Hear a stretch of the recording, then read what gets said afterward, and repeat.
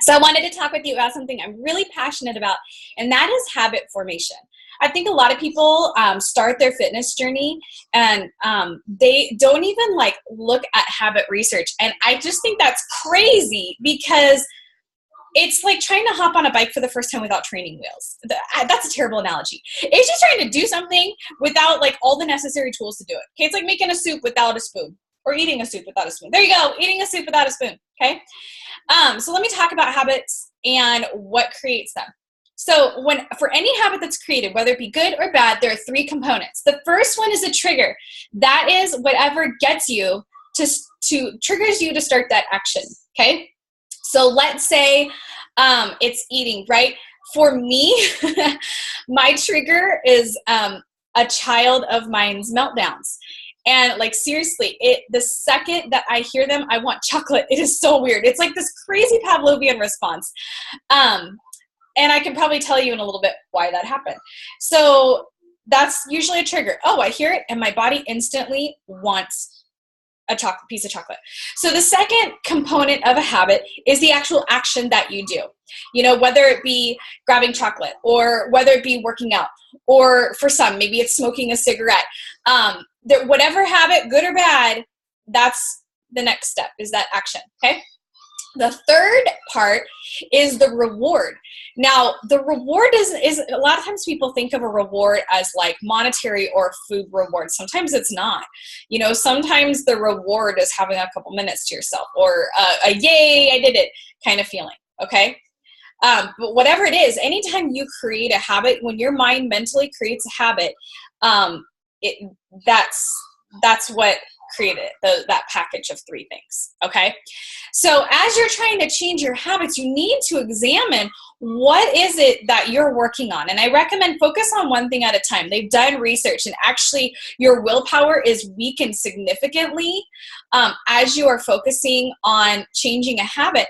And so one of the big mistakes that people do is they try to change a bunch of habits at once. And what happens is their brain gets on overload, and your brain is like a muscle, right? And so it's harder for it to do whatever habit it's trying to change. It's weaker and it caves in, right? Focus on one thing. So maybe this week you're wanting to focus on emotional eating. So let's say I want to fix that.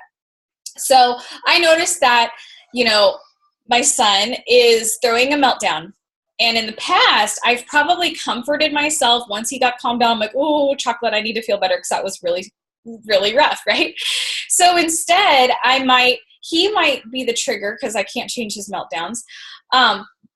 But I might change my action and reward to be something like, maybe I go hop into a room by myself for a couple minutes, take a couple deep breaths, know that the world's not over, and be calm. And that's going to make me feel better, which would be the reward.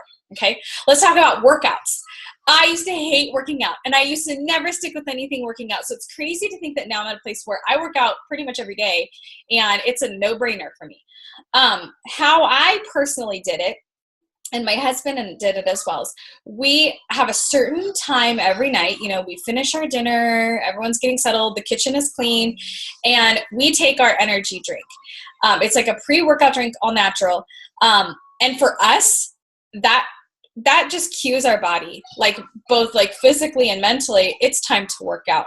And we will be ready to go. So we'll take our drink, we'll put on our workout clothes, and we'll be ready to go out to the gym. Those of you who don't do a workout drink, I got to say kudos to you. I don't know how you do it without it, because for me, I could have no desire to work out, and I'll drink that stuff and I'll want to do it, right? So I'll drink it. My action is the workout, right? And then what I do after my workout is I might share it, you know, in our challenge groups. Say like, yay, I got my workout and I'm so excited. And then immediately you're getting the praise from yourself, right? Yay, I did it. And the praise from your group.